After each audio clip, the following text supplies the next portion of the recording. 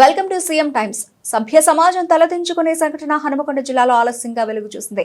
ఓ వివాహిత మరో వ్యక్తితో అక్రమ సంబంధం కలిగి ఉందనే ఆరోపణతో ఆ యువతిని చిత్రహింసలకు గురి చేశారు.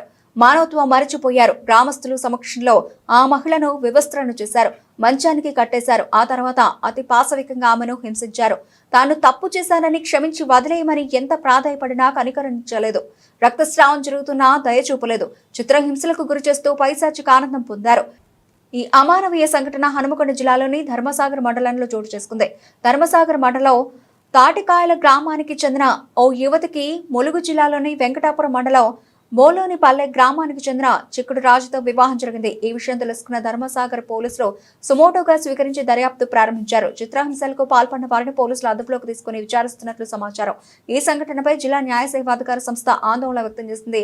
చట్టాన్ని ఎవరి చేతిలోకి తీసుకున్నా ఉపేక్షించేది లేదని హెచ్చరించింది.